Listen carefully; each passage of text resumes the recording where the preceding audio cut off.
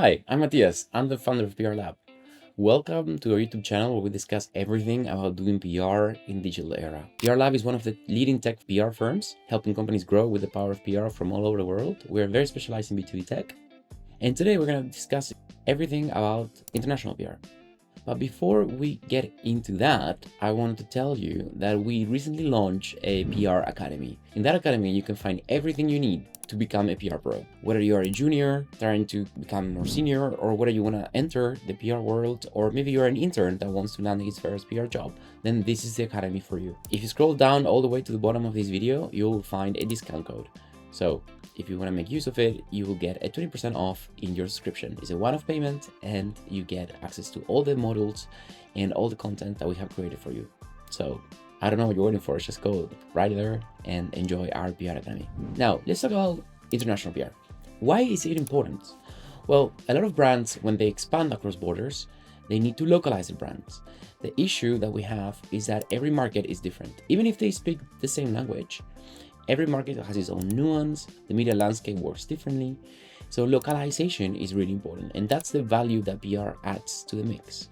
We help brands localize to become local brands and actually build trust and a reputation in the local market. We have heard it plenty of times of brands that have been very successful in a particular market, but when it comes to expanding into a new one, then they fail. And this is mainly due to the fact that they have misunderstood and miscalculated all the efforts needed to actually localize a brand and become a successful brand in a local market. So in this video, not only I'm going to speak to you about the importance of international PR, but also how to get it right and how to be successful at it. We just talk about the importance of it and what does it matter for business growth. Imagine that you are a brand that is selling, I don't know, software, or you're selling a product and you want to enter a new market. In order to fundraise, in order to get new clients, in order to get partners, you need to build credibility. And that's what PR does when it comes to international PR. It brings you that credibility that you need to be seen as a local player that people from the market can trust. What is something that typically goes wrong when it comes to international PR is that in PR teams and marketing teams, they follow a one-size-fits-all approach. So they think that one message will resonate in all the markets. And that's a fundamental misconception of how PR works. The issue with PR, and I always say this to everybody that I speak with, the issue that we have is that PR is very much dependent not only on language, but also on nuance. So it's not so scalable as an ads campaign from a marketing team. It's not enough to just translate. What works in a certain market might not work in another market. There are markets, for example, Germany, that are very fact-oriented and they're very skeptical. There are other markets where you can be a bit more over the top and a bit more exaggerated, like the US, for example. Every market has its own kind of personality, so you really need to get it right in order to localize a message. The message being translated is not enough. It needs to sound native, it needs to be written by native people, and it needs to be basically fact-checked and also approved by natives as well. So it's not as simple as just translating and distributing. There is a step that most brands miss, and is the localization of the messaging that goes beyond translation. Let's now discuss how to create a global PR strategy.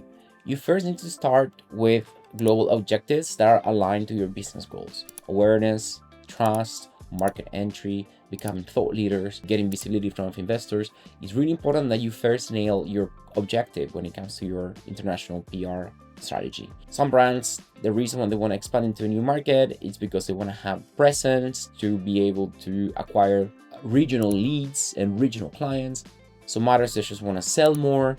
Some others, they want to, I don't know, become thought leaders in a particular region, so then they get more investment. It depends. It's not the same strategy for every single brand, and there's not the same reason for every brand for expanding across borders. After the first step of aligning on your global objectives, then we need to prioritize the markets and learn more about media habits. So it's not about just going straight into drafting content, but first we need to do some research. How do brands speak to the audiences here, especially competitors? What type of language do they use? What type of words do they use? You know, what type of tone of voice and personality do they have in the local market? It's surprising to see that maybe what we see as global brands, like Coca-Cola, for example, they use different tone of voices and different messages in different markets. And that's really important because that's how they localize the brands. Then you need to choose a PR model. Is it going to be centralized, decentralized, or hybrid? Centralized as in all decisions are made in the headquarters and then sent to the local markets. Decentralized meaning that it's kind of like a bottoms-up approach. Every market has its own decision-making power that report back to HQ. Or hybrid. There is some freedom of choice in the local markets, but also a lot of decisions are also made in the headquarters. The next step is to build a global narrative and a local message house. So how are you going to speak to your audiences? What are going to be your key messages and how are you going to localize them? And lastly, then we need to define KPIs by region. What do we want to achieve per quarter, per month? What type of coverage do we want to get? Do we want our share of voice to be? How do we want to grow it over time? What type of sentiment do we want to have?